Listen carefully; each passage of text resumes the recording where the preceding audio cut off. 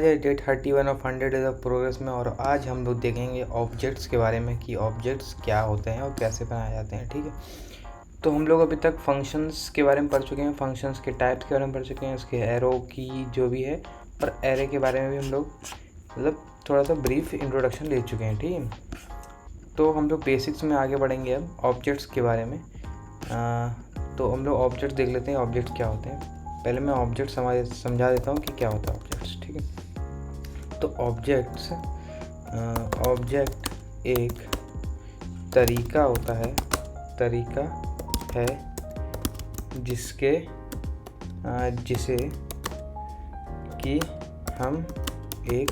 जिसे कि हम एक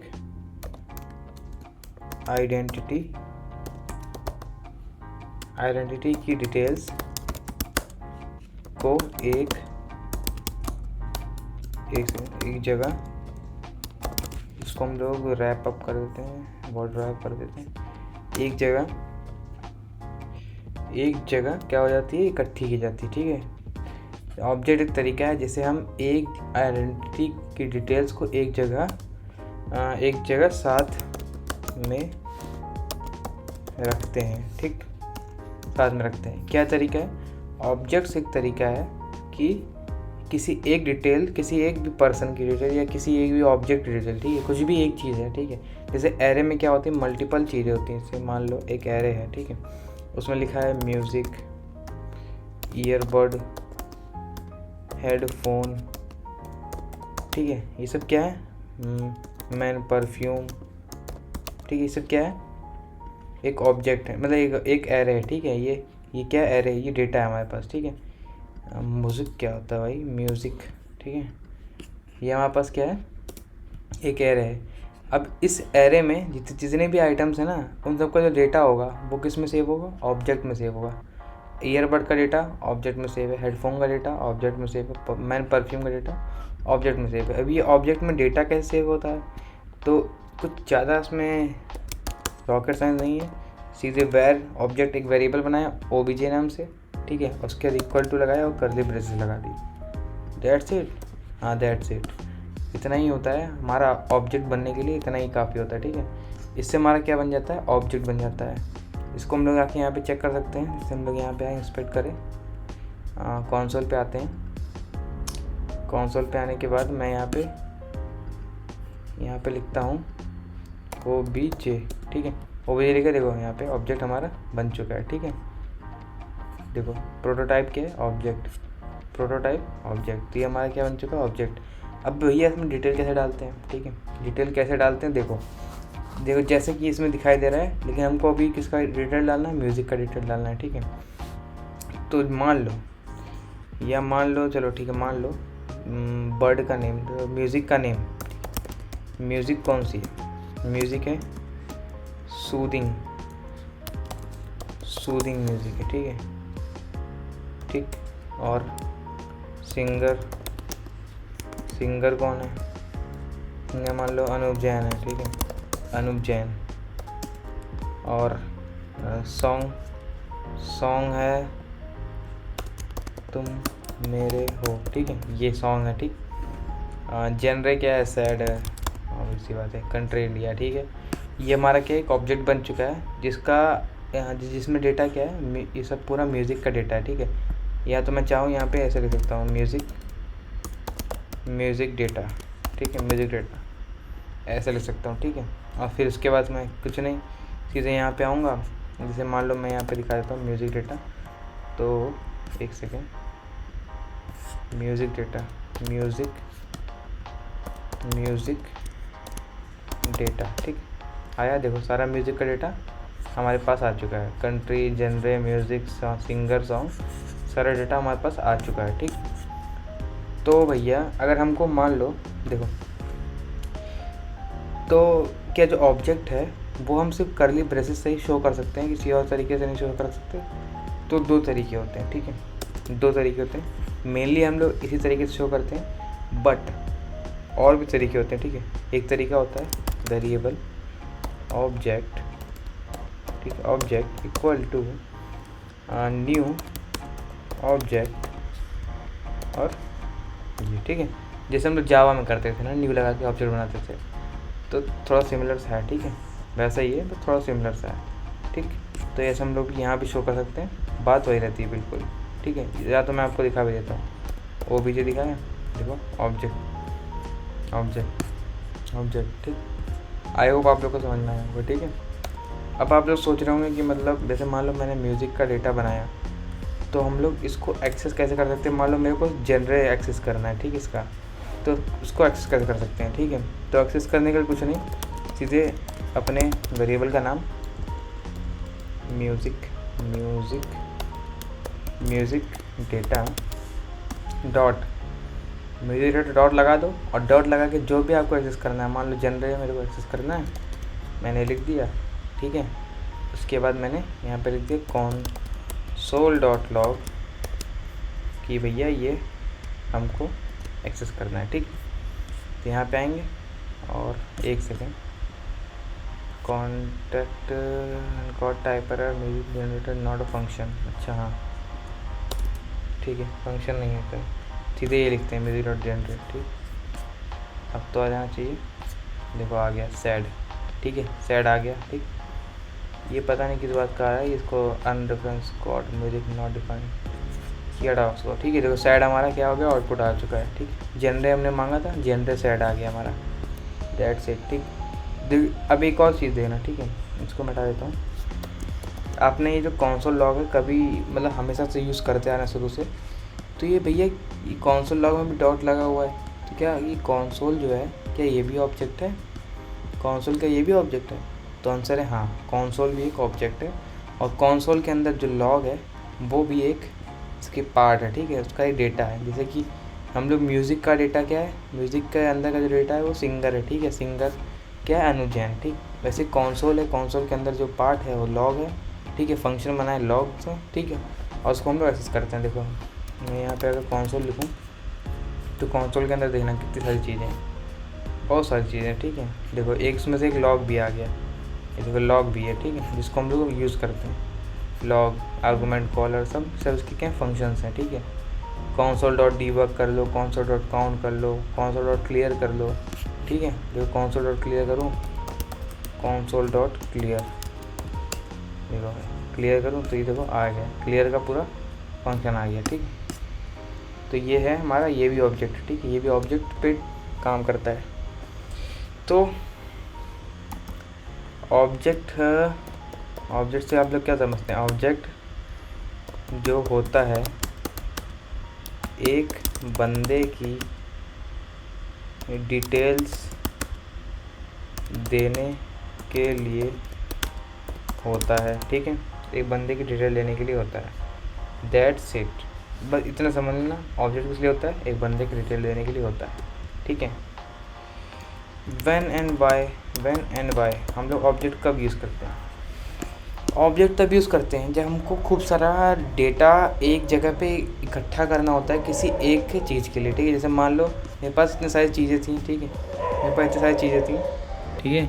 इसको हम लोग तब यूज़ करते हैं जब मतलब हमको खूब सारा डेटा एक जगह इकट्ठा करना हो, और हर एक डेटा के लिए हमको एक उसका मतलब अलग ही डेटा रखना हो, जैसे कि जिसको हम लोग बोलते हैं मेटा डेटा।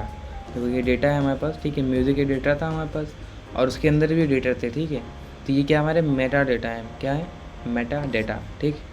तो उसको हम लोग क्या करते हैं, एक जगह पे इकट्ठा करते हैं। क्यों करते हैं, क्योंकि एक ईजी वे होता है, ईजी तरीका होता है किसी भी डेटा को एक जगह इकट्ठा करना, और ईजिली हम लोग उसको क्या कर सकते हैं, एक्सेस कर सकते हैं, ठीक है। तो दैट्स इट, और यही है हमारा पूरा ऑब्जेक्ट। अब हम लोग जब आगे बढ़ेंगे तो सीखेंगे कि ऑब्जेक्ट को कैसे यूज़ किया जाता है, कब यूज़ किया जाता है, कहाँ यूज़ किया जाता है, ठीक है। धीरे धीरे हम लोग आगे बढ़ेंगे, ठीक है। तो अब हम लोग सोच रहे हैं कि इसके बाद, ठीक है, ऑब्जेक्ट्स के बाद हम लोग सिंक्रोनस एंड असिंक्रोनस, ठीक है, असिंक्रोनस पढ़ें, ठीक है। तो आगे वाले लेक्चर में हम लोग पढ़ेंगे कि इस सिंक्रोनस और एसिंक्रोनस क्या होता है, ठीक है। तो चलिए आगे मिलते हैं।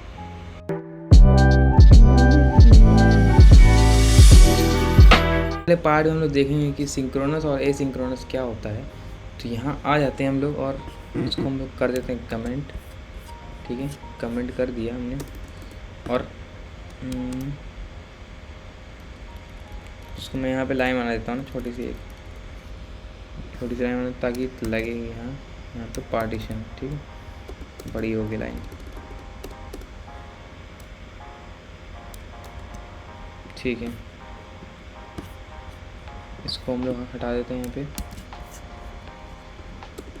तो हमारी ज़रूरत यहाँ थी, यहाँ नहीं ज़रूरत है, इसको हटा देते हैं, ठीक है। अब आते हैं हम लोग किस पे बात करनी थी हमको, सिंक्रोनस और सिंक्रोनस पहले बात करते हैं सिंक्रोनस पे, ठीक है। सिंक्रोनस NOUS सिंक्रोनस, ठीक है। सिंक्रोनस क्या होता है? सिंक्रोनस होता है लाइन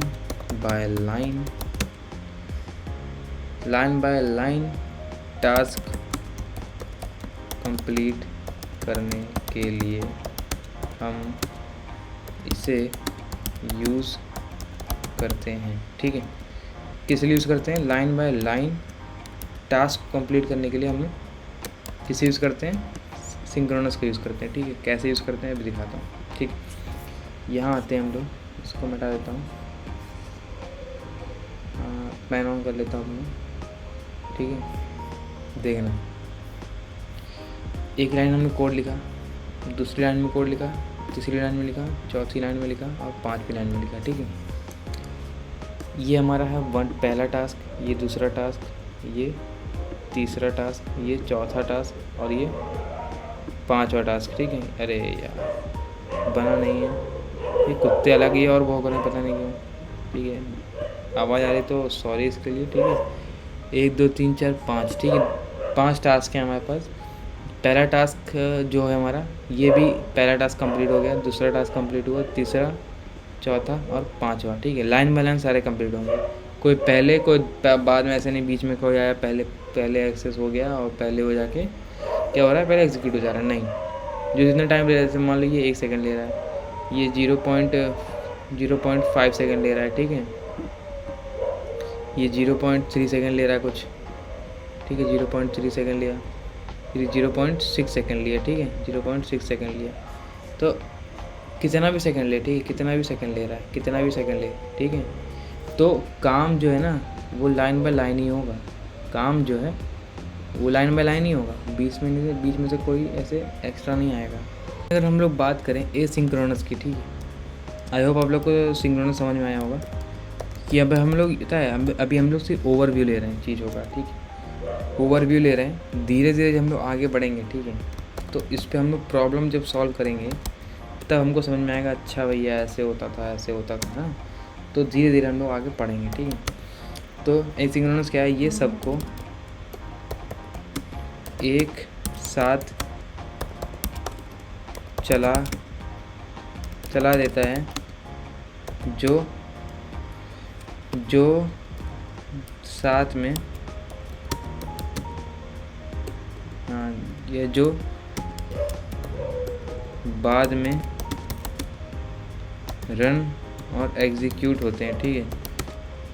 एग्जीक्यूट हुए हैं वो आउटपुट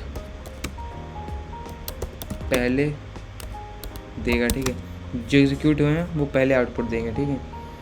एज सिंपल एज है, ठीक है, एज सिंपल एज है, ठीक है।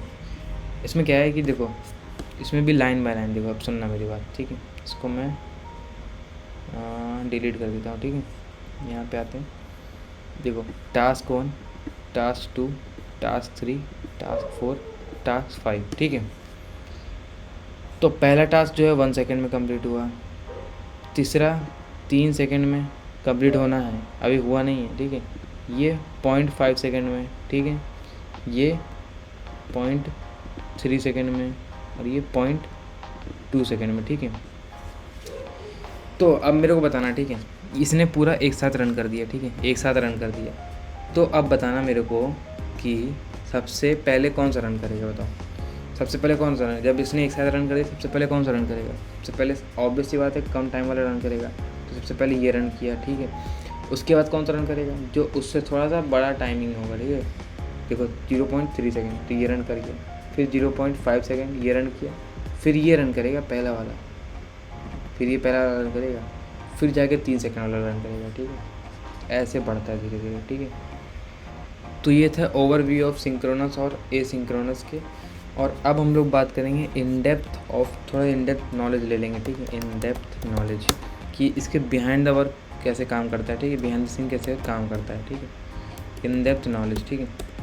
तो सुनना मेरी बात, अब यहाँ पे आएंगे, इसको डिलीट किया। एक होता है हमारा मेन स्टैक, ठीक है, एक होता है हमारा मेन स्टैक और एक होता है हमारा साइड स्टैक, ठीक है। मेन स्टैक को हम लोग MS से लिख देते हैं और साइड स्टैक को हम लोग SS से लिख देते हैं, ठीक है। मेन स्टैक हो गया, ये साइड स्टैक हो गया, ठीक है, समझ गए। या तो मैं इसको मैं ब्लैक से बना देता हूँ, ठीक है। 1 सेकंड रुकना, बना लूँ, इसको मैं ब्लैक से बना देता हूँ, ठीक है। ये हमारा साइड स्टैक हो गया और ये हमारा मेन स्टैक हो गया, ठीक है। हमारा जो कोड है, ये कोड है, ठीक है, ये कोड है 3 लाइन का, ये लिखा हुआ है, देन 3 लाइन का ये लिखा हुआ है, ठीक है। कोड में ऐसे हो जाते हैं, ठीक है। तो भैया ये रेड क्या रिप्रेजेंट करता है, ठीक है। रेड क्या रिप्रेजेंट करता है, ठीक है। रेड क्या रिप्रेजेंट करता है, थोड़ा अलग कलर से दिख देता हूँ, ठीक है। रेड क्या रिप्रेजेंट करता है, रेड रिप्रेजेंट करता है सिंक्रोनस को, ठीक है। ये भी सिंक्रोनस है, ये भी सिंक्रोनस है। और जो हमारा क्या बोलते हैं ब्लैक वाला पार्ट है, ये हमारा एसिंक्रोनस की तरफ जाएगा, ये एसिंक्रोनस, AS 1 सेकेंड रुकना, AS और ये भी AS, ठीक है। AS, ठीक। एसिंक्रोनस ये हैं सारे और सिंक्रोनस ये हैं। तो जब हमारा सिंक्रोनस वाला पार्ट चलेगा तो जितने सिंक्रोनस के पार्ट है पहले, वो सब कहाँ जाएंगे, मेन स्टैक में आ जाएंगे, मेन स्टैक में आ जाएंगे, ठीक है। ये भी मेन स्टैक में आ जाएगा। मान लो इसके बाद अगर एक सिंक्रोनस का होता है, ठीक है, तो वो भी आ जाता है कि इसमें मेन स्टैक में आता। और जितने एसिंक्रोनस वाले हैं वो साइड स्टैक में आ जाएंगे, ये भी साइड स्टैक में आ जाएगा और ये भी साइड स्टैक में आ जाएगा, ठीक है। सिंक्रोनस को प्रायोरिटी ज़्यादा मिलती है, एसिंक्रोनस को प्रायोरिटी कम मिलती है। तो इसलिए जो भी प्रायोरिटी हाई प्रायोरिटी वाला होता है सिंक्रोनस, वो पहले चला जाता है MS में, और जो एसिंक्रोनस जितने भी होते हैं वो सब चले जाते हैं SS में, ठीक है। तो अब समझना मेरी बात, MS जो होता है SS से बड़ा होता है, इतनी बात क्लियर कर लेना, ठीक है। MS जो होता है SS से बड़ा होता है, सिंक्रोनस पहले चलाए जाते हैं, एसिंक्रोनस बाद में चलाए जाते हैं। एसिंक्रोनस जो होते हैं वो SS में जाकर काम करते हैं, अगर इनका काम यहाँ पे कंप्लीट हो जाता है, ठीक है। जैसे इनका काम कंप्लीट होता है, अगर यहाँ पे जगह खाली होती है तब ये सब यहाँ पे आके ट्रांसफ़र होते हैं, ठीक है। नहीं तो पहले ऐसे सिंक्रोनस जाते हैं, सिंक्रोनस सारे जाते हैं, ठीक है। सिंक्रोनस जाते हैं, अपना काम करते हैं और बाहर निकल जाते हैं, ठीक है। धीरे धीरे यहाँ आए बाहर निकल गए, आए बाहर निकल गए, और ये क्या हो गया, खाली हो गया।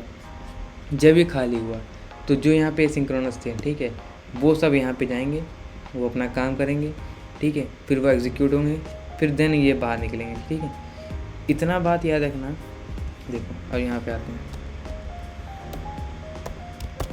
जब तक सुनना, ठीक है, जब तक मेन स्टैक की खाली नहीं होता, मेन स्टैक खाली नहीं होता,